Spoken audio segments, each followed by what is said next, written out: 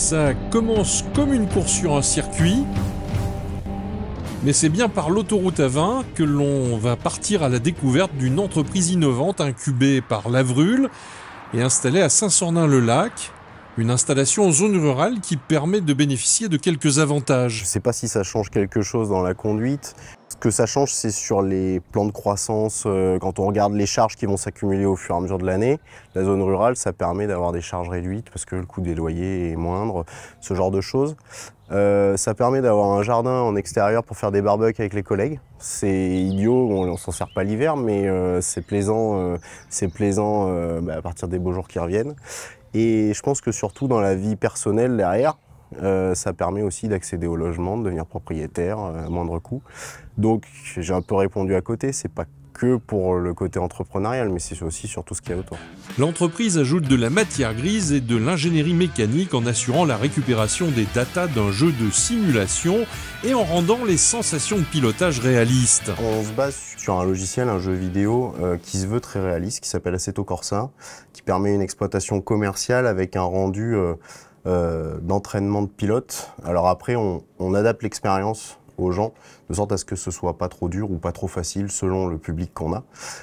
Mais oui, tout est fait pour être immergé à 100% comme un vrai pilote dans la course. Alors vous avez rajouté de l'intelligence à celle du jeu pour la simulation, c'est comme ça que ça fonctionne? Absolument. Déjà sur l'interface, les infos qu'on affiche qui sont liées à la session, donc on retrouve pseudo, etc., temps, comme ce que vous avez à la maison, mais là dans le cadre de notre utilisation, il a fallu développer une surcouche pour que ce soit intégré et plug and play.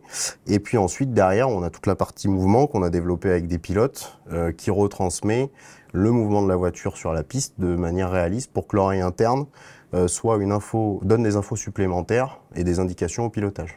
Rechercher des jeux adaptables, c'est un métier et il se cumule avec celui de développeur au sein de cette société qui compte 4 salariés. On reste en fait à la page des jeux qui sortent du moment parce que les jeux évoluent, les technologies de jeux évoluent. Et pour les particuliers, on met à jour notre simulateur avec les nouveaux jeux compatibles du marché. Alors il y a la jouabilité du jeu, mais j'imagine que vous regardez si on peut exporter les datas. Oui, on est obligé de savoir si un jeu nous donne ces informations pour bien sûr rendre le simulateur compatible avec tout ce qui est la physique des jeux et tout ça pour faire bouger le simulateur et donner une sensation de réalisme à l'utilisateur. C'est un ensemble, c'est un simulateur ou plusieurs simulateurs pour pouvoir faire la course à plusieurs. Et le cœur du produit, c'est déjà un PC dans le sac à dos qui est caché, qui est masqué, mais c'est un PC gaming haute performance pour pouvoir avoir des jeux à la pointe et pas être embêté techniquement. C'est un volant, un pédalier, un écran, un siège, tout ça, on l'achète dans le commerce, le logiciel aussi. Par contre, nous, ce qu'on apporte, la plus-value, c'est effectivement la partie châssis dynamique qu'on a voulu compact, mobile. Donc tout seul, comme un caddie de supermarché, on peut le déplacer, l'amener où on veut. Le châssis, c'est notre savoir-faire. Et derrière, la partie dynamique, ce qui apporte un plus en termes d'expérience. Ici, on a deux tubes qu'on voit, qui sont des bielles qui renvoient les mouvements transmis par des moteurs. Et donc en gros, le cœur de notre métier, c'est prendre ce qui se passe dans le jeu vidéo, à partir de ça, calculer un mouvement pour que le ressenti soit le plus réaliste possible pour la personne qui est assise dans le siège. C'est transformer la data en mouvement et en sensation. Absolument. Et ça, on s'aide de pilotes qui viennent s'asseoir dedans et qui nous disent si ce qu'on fait s'approche de la réalité ou pas et comment coller au maximum à ce qu'un pilote cherche à ressentir dans une voiture pour comprendre son comportement, ou un avion, voilà. Je suis plutôt technicien dans l'approche de tout ce que j'entreprends. J'aime bien savoir comment c'est fait, comment ça marche, pourquoi on fait tel ou tel choix dans la fabrication de quelque chose, y compris dans les voitures, les véhicules, les avions, tout ça. C'est dans un environnement complexe, électronique, serrurerie, informatique, avec la plupart des fournisseurs dans un rayon de 50 km, que l'entreprise travaille. Elle a bénéficié d'un accompagnement de l'Agence de valorisation de la recherche universitaire du Limousin au tout début. Absolument.